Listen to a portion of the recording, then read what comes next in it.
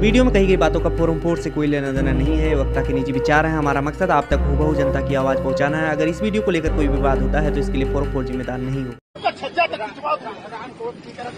दिमाग में रखिए,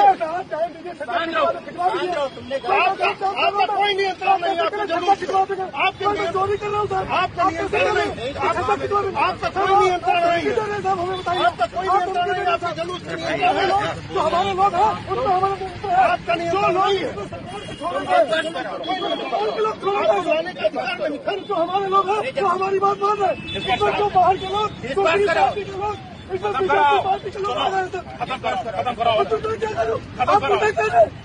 पूरी कोशिश कर रही है, मुझे जेल भिजवा दीजिए।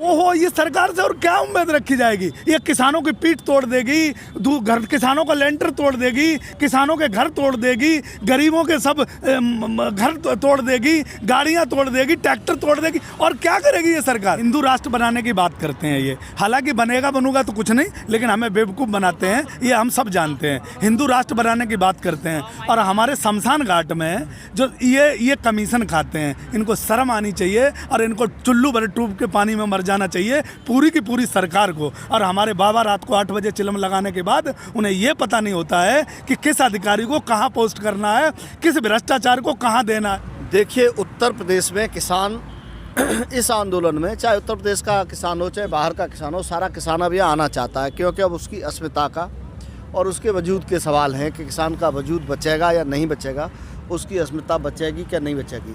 सारे किसान आना चाहते हैं, लेकिन बड़े बेहयाई ढंग से लोकतांत्रिक व्यवस्थाओं का हनन करते हुए योगी सरकार की पुलिस किसी भी किसान को वहाँ से आने नहीं देना चाह रही।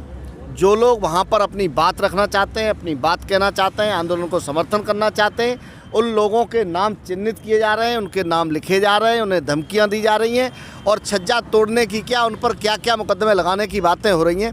लेकिन मैं कहना चाहता हूँ, योगी जी, ये तानाशाही सरकार नहीं है, ये देश में लोकतंत्र है, लोकतांत्रिक व्यवस्था है, देश में लोकतंत्र है। आप ये जो आपकी घिनौनी हरकत है, घिनौनी सोच है, उससे बाज आइए। लोगों का लोकतांत्रिक अधिकार है कि अगर वो किसी मुद्दे पर सहमत नहीं है सरकार से, तो किसान आवाज़ उठा सकता है, किसान अपनी बात कह सकता है, किसान आंदोलन को समर्थन कर सकता है।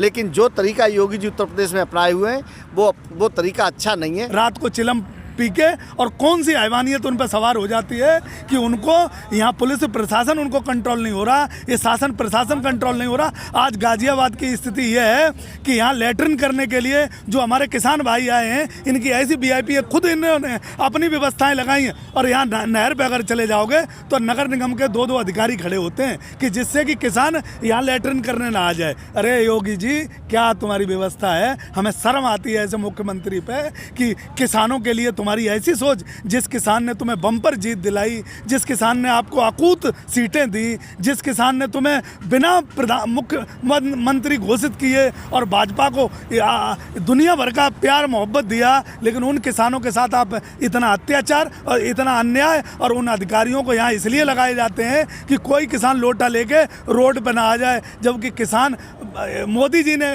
सिर्फ कहा ही था कि देश को साफ रखना है और किसान पूरी तरीके से उसका पालन कर रहा है। किसान अन्नदाता, कहीं भी कोई गंदगी नहीं कर रहा। आज एक एक कदम पे आप देख लो, यहाँ देख लोगे तुम कि कहीं भी अगर उत्तर प्रदेश में चले जाओ तो गंदगी के अंबार लगे हैं, लेकिन आंदोलन के अंदर देख लो, किसान खुद झाड़ू मारता मिलेगा आपको और अपना जूठा कप उठा के डस्टबिन में डालता मिलेगा। तो मैं अपनी सरकार को सद्बुद्धि देना चाहता हूँ कि बलात्कारियों पर कार्रवाई करे, बलात्कारियों के साथ खड़ी ना हो, बलात्कारियों को बचाव ना करे, और जेल में अगर जाएं तो ये जो अन्याय लोगों के साथ कर रहे हैं विधायक, सबसे ज़्यादा उत्तर प्रदेश में विधायक और इनके कच्छाधारी कार्यकर्ता वो लोगों के साथ जुल्म कर रहे हैं, उनको जेल भेजने का काम करे। गरीब किसान को, मजदूर को, यहाँ के लोगों को अन्याय ना करे। और मैं एक बात और कहना चाहता हूँ कि ये किसान ये बिल्कुल जज्बे के साथ खड़ा हो गया है। आप इसे जितना दबाने की कोशिश करोगे, इसे जितना घेरने की कोशिश करोगे, मैं कहना चाहता हूं कि उत्तर प्रदेश से भी किसान उतनी तादाद से ज़्यादा निकलेगा। आप प्रतिदिन देखिए, मैं आपको आज कह के जाता हूं कि हर दिन यहाँ पर किसान की जो तादाद में जिस रेशियो में किसान बढ़ रहा था उसका रेशियो बढ़ने वाला है। उसकी संख्या जो जिस रेशियो में जिस प्रतिशत में बढ़ रही थी उससे 1.5 गुनी होने वाली है और ये रोक नहीं पाएंगे। एक्चुअली ऐसा है कि उत्तर प्रदेश बलात्कारी प्रदेश बन चुका है। यहाँ की सरकार की सह पर बलात्कार होते हैं और बलात्कारी बलात्कार करके मुझ पर ताव दे के कहता है कि योगी जैसे, क्योंकि सरकार का जो हमारा मुख्यमंत्री है वो स्वयं में उन पर कितने मुकदमे थे, 18 थे, 26 थे। तो जिस प्रदेश के ये भी एक इतिहास बन गया उत्तर प्रदेश का कि जिस प्रदेश का मुख्यमंत्री अपराधों से घिरा हुआ है उस पर इतने मुकदमे हैं जितने किसी देशद्रोही पर और हिस्ट्री शीटरों पर नहीं होते हैं। और वो प्रदेश का मुख्यमंत्री बेहयाई से अपने मुकदमे स्वयं वापस करता है। कम से कम लोकतंत्र का इतना हनन तो मत करो मुख्यमंत्री जी। और मुख्यमंत्री कहते हैं कि प्रदेश में कानून व्यवस्था सुदृढ़ है, क्योंकि क्रिमिनल को अपना तरीका होता है उस चीज़ों को देखने का। तो मुझे लगता है कि योगी जी का भी इस उत्तर प्रदेश की कानून व्यवस्था को देखने का अपना तरीका भी निराला ही होगा। जहाँ बलात्कार है, जहाँ लूट है, जहाँ अनाचार है, जहाँ व्यभिचार है और जहाँ अपराधी खुलेआम घूमता है, जहाँ का अपराधी भाजपा के विधायक सरेआम बलात्कार करके और सारा साक्ष होने के बावजूद पीड़ितों को दंड मिलते हैं, तो मैं मानता हूं कि योगी जी के तरीके से उत्तर प्रदेश में रामराज है। लेकिन आम जनता त्राय त्राय कर रही है। आम जनता को यहाँ पर जंगल राज के अलावा कुछ भी नजर नहीं आ रहा है। बेटियों का बलात्कार करना अगर रामराज्य है तो मुबारक हो उनको, उनका रामराज्य हमें नहीं चाहिए। अगर किसी गरीब के छाती पे सीधी गोली मार देना उसका कोई क्राइम रिकॉर्ड नहीं है तो उनका मुबारक उन्हें रामराज्य हो, हमें ऐसा रामराज्य नहीं चाहिए। और अगर किसी, हम ये कहते हैं जनता तो जनता छोड़ो, पुलिस सुरक्षित नहीं है, पुलिस में जो बेटियां नौकरी कर रही हैं वो सुरक्षित नहीं है। आप लोग अगर दिखा सकते हो तो इस वीडियो में डाल के दिखा देना। कई बेटियाँ पुलिस में आत्महत्या कर ली, कई शिकायतें कर ली और कई बेटियाँ नौकरी छोड़ के घर चली गई। तो जब पुलिस की वर्दी पहने जो बेटी देश में प्रदेश में सुरक्षित नहीं है वो आम आदमी का क्या होगा। तो उनका राम राज्य उन्हें मुबारक हो। लेकिन इस जनता के लिए ये दुर्भाग्यपूर्वक सरकार है। जनता दुखी है, जनता त्रस्त है, जनता के साथ अन्याय, जातियां देख के पुलिस गोली चला रही है, जातियां देख के पुलिस इनकाउंटर कर रही है, जातियां देख के पुलिस मर्डर कर रही है। और पुलिस मर्डर कर रही है तो प्रशासन और शासन के इशारे पर कर रही है। आज हम घर जा रहे हैं, आप घर जा रहे हो, आपके गोली मारने के बाद आपकी जाति का देखा जाएगा और उस हिसाब से आप पे केस लगाए जाएंगे और उसके बाद उन्हें उस आधी रात पे जला दिया जाए। अरे जिस देश में बेटी को बलात्कार करा हो और एक अधिकारी ये कह रहा हो कि इसके साथ कोई बलात्कार नहीं किया है और पूरी की पूरी सरकार उसे बचाने में लगी हो, एक मामूली जाति का आदमी वो बेचारा पूरी की पूरी सरकार से लड़ रहा हो, एक पूरी की पूरी बेटी उन्नाव में और सरकार से लड़ रही हो, पूरा परिवार ध्वस्त हो गया, उसके बाप को थाने में मार दिया गया। तो हम बाबा का रामराज्य उन्हें मुबारक हो। अगर चिन्मयानंद ऐसे रामराज्य को लाते हैं तो वो चिन्मयानंद को मुबारक हो। इस देश की, उत्तर प्रदेश की 23 करोड़ जनता को ये रामराज्य हजम नहीं हो रहा और ना ही ऐसा रामराज्य चाहिए। उन्होंने अगर काम किया तो मात्र अभी देश में 20 लाख लोगों के लिए काम किया जो उनको माल लुटाने में लगे हैं उत्तर प्रदेश का। उत्तर प्रदेश के अंदर कोई किसी भी जाति के लिए, किसी भी धर्म के लिए और उत्तर प्रदेश के किसी भी जिले के लिए कोई एक काम किया हो तो आप मुझे बता सकते हैं ना।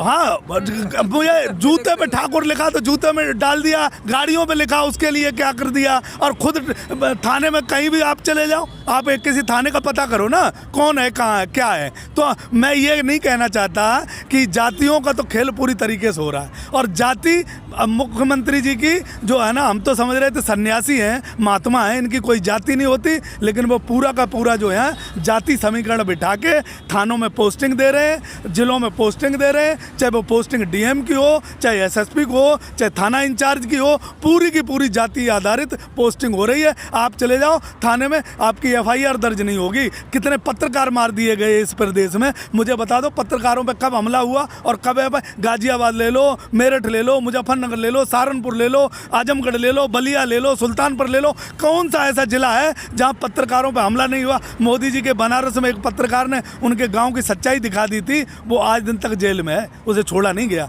तो मैं ये कहता हूँ किसको मारोगे, कितनों को मारोगे, कितना? हम तो, हमारे पूर्वज तो अंग्रेज़ों से लड़ते चले आए, मुगलों से लड़ते चले आए, और हम तुमसे भी लड़ लेंगे, लेकिन हम ये जातियों में नहीं बटेंगे, हम बिरादरियों में नहीं बटेंगे, हम धर्मों में नहीं बटेंगे। हमारा अगर देश है तो हिंदुस्तान है, और जाति है तो किसान है। मैं इससे लेके चल रहा हूँ। इसके अलावा हम में कोई जाति नहीं, कोई धर्म नहीं, कोई हमारा वो नहीं। अगर बात करेंगे तो विकास की करेंगे। विकास के अलावा योगी जी, जाति धर्म में अगर आप संत हो और बांटते हो हमें, तो मुझे लगता है कि आने वाला समय आपके लिए गोरखपुर भी नहीं मिलेगा, आपको वापस उत्तराखंड ही जाना पड़ेगा, और आपके लिए जगह सुरक्षित नहीं होगी। क्योंकि योगी जी जिस तरह आंदोलन को कमज़ोर करने के लिए, कुचलने के लिए, किसान को रोकने के लिए जो कुचक्र रच रहे हैं उत्तर प्रदेश में, वो ना रोकें। क्योंकि जनता की जब बाढ़ आती है तो आज तक बड़े बड़े तानाशाह उसे रोक नहीं पाए हैं। जनमत जब खड़ा होता है तो उसकी आवाज़ को आज तक कोई दबा नहीं पाया है। तो हम ये कहना चाहते हैं, योगी जी, आपका अभी कद इतना बड़ा नहीं हो गया है कि आप जनता की बाढ़ को और जनमत को नकार के और उसे दबा सकें। और मोदी जी से ये कहना चाहते हैं, 1.5 महीना हो चला है, ये अन्नदाता बड़े सब्र के साथ, बड़े अमन के मंसूबे के साथ, बहुत शांतिपूर्ण तरीके से, मैं आपको एक बार फिर कहना चाहता हूँ, बार बार इस बात को दोहराता हूँ कि आज़ादी के बाद ये देश का सबसे बड़ा जनमानस का आंदोलन है। ये अकेले किसान का आंदोलन नहीं है। किसान के साथ अब नौजवान, किसान के साथ अब मजदूर, किसान के साथ अब आम आदमी खड़ा होने लगा है। और 1.5 महीना मोदी जी ने अपनी जो नीति है उनकी, कि इनको टालो और टाल के इनको इतना थका दो कि किसान थक जाए और लौट के चला जाए। मैं मोदी जी से फिर अपील करना चाहता हूँ आपके माध्यम से, अगर मेरी आवाज़ उन तक जाती है तो वो ये समझ लें कि ये किसान थकने के लिए नहीं बैठा हुआ है, ये किसान हटने के लिए नहीं बैठा हुआ है, ये किसान डिगने के लिए नहीं बैठा हुआ है। इस किसान ने आपको अब तक, शायद अगर आप में थोड़ी भी बुद्धि हो, तो साबित कर दिया है कि न ये किसान हटेगा, न डिगेगा, न पीछे हटेगा। ये किसान अपना हक जिसके लिए ये आया है, जो 3 काले कानून किसान के खिलाफ आपने जो कुचक्र रचा है, उसको वापस कराने आया है। ये उसे वापस करा के जाएगा, चाहे आंधी आए, चाहे तूफान आए, चाहे मोदी जी किसी भी सीमा तक इसको दबाने की और कुचलने की कोशिश करें। एक बार और कहना चाहते हैं कि एक एक किसान, छोटा बच्चे से लेकर बड़े बुजुर्ग तक, कोई भी किसान कहीं पर भी उपद्रव नहीं करना चाहता, शांति भंग नहीं करना चाहता, कोई भी सरकारी संपत्ति और उसको बाधा नहीं पहुंचाना चाहता, कोई नुकसान नहीं करना चाहता। लेकिन मैंने पहले भी कहा था, मैं फिर कहना चाहता हूं, मामला सुप्रीम कोर्ट के भी संज्ञान में है। मैं सुप्रीम कोर्ट से भी अपील करना चाहता हूं कि ये देश का अन्नदाता, जो हमारे गांव की एक कहावत होती थी, जो गांव करे सो राम करे, अब ये गांव उमड़ पड़े हैं। सारे देश के गांव से छोटे बच्चे, महिलाएं, लड़कियां, बुजुर्ग लोग, माता बहनें चल के इस दिल्ली पर डेरा डाल चुकी हैं। मोदी जी, अपनी इन आँखों को खोलिए जो आपने बंद कर रखी हैं, और ये किसान की ताकत को, ये जन की ताकत को, ये जनमानस की ताकत को पहचानिए और आंखें खोल के सही फैसला कीजिए। ये 3 काले कानून जो आपने कुचक्र रचाए किसान के खिलाफ, इसको वापस लीजिए, और इसको वापस लेके ये जो वार्ता टालो अभियान जो आप चलाए हुए हैं, इसको बंद कीजिए। किसान की शांति से बात सुनिए और उस पर कोई फैसला कीजिए। ये किसान न यहाँ से हटने वाला है, न ये किसान डिगने वाला है। मैं फिर कहना चाहता हूँ, किसान अपनी बातें मनवाने के बाद ही दिल्ली से पीछे हटेगा, कोई कदम पीछे हटाएगा, ये हम कहना चाहते हैं। Thank you. खबरों में बने रहने के लिए फोरम 4 को सब्सक्राइब करें और नोटिफिकेशन पाने के लिए बेल आइकन दबाएं।